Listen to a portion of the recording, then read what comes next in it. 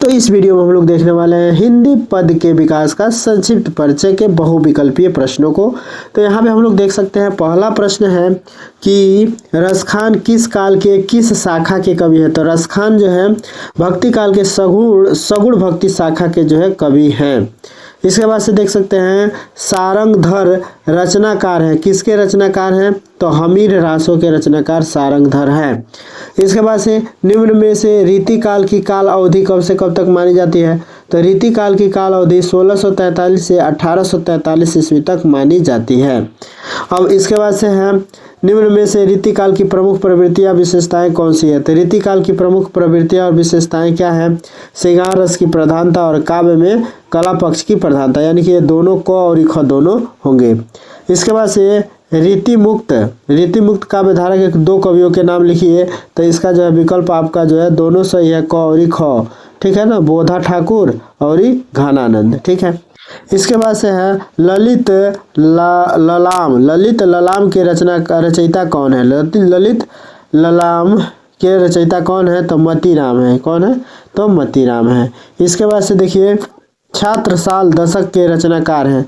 तो छात्रसाल दशक के रचनाकार कौन है, भूषण कवि जी हैं, तो भूषण है। आगे देखिए गंगा लहरी रचना है, तो किसकी रचना है, तो पद्माकर जी का रचना है। गंगा लहरी किसकी रचना है, तो पद्माकर जी का रचना है। आगे देखिए रीतिकाल के वीर रस के प्रसिद्ध कवि हैं। रीतिकाल के वीर रस के प्रसिद्ध कवि कौन है, भूषण जी हैं। कौन है, भूषण जी हैं। इसके बाद से देखिए रामचंद्रिका के रचनाकार कौन से हैं, तो रामचंद्रिका के रचनाकार केशवदास जी हैं। इसके बाद से देखिए भूषण किस युग के कवि हैं, तो भूषण किस युग के कवि हैं, भूषण रीतिकाल के कवि हैं, तो रीतिकाल के कवि हैं। इसके बाद से केशवदास काव्य धारा के कवि हैं। तो केशवदास किस काव्य धारा के कवि हैं, तो ये जो है आपका क्या होगा, केशवदास रीतिबद्ध काव्य धारा के कवि हैं, ठीक है।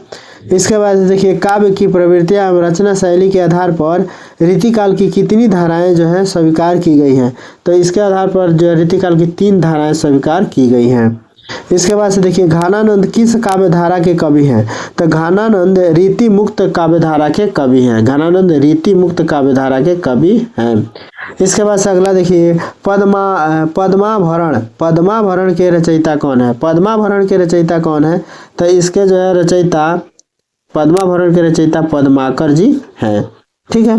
इसके बाद से बिहारी ने किस भाषा में काव्य रचना की है। तो बिहारी ने जो है किस भाषा में काव्य रचना की है, तो बिहारी जो है आपके ब्रज भाषा में जो है काव्य रचना किए हैं। इसके बाद से रीतिकाल की काव्य भाषा है, तो रीतिकाल की काव्य भाषा ब्रज भाषा है।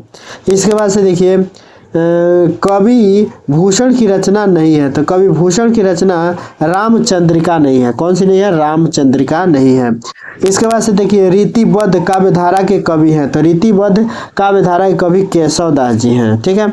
इसके बाद से देखिए रीतिकाल के कवि हैं। तो रीतिकाल के कवि मतीराम है। रीतिकाल के कवि कौन है, मतीराम जी हैं, ठीक है। आगे देखिए घनानंद किस काल के कवि है। तो घनानंद रीतिकाल के कवि है। घनानंद रीतिकाल के कवि हैं। इसके बाद से देखिए आधुनिक काल के जो है महत्वपूर्ण बहुविकल्पीय है। तो आधुनिक काल की समय अवधि कब से कब तक मानी जाती है। तो 1843 से अब तक जो है इसकी आधुनिक काल की समय अवधि बताई गई है, ठीक है।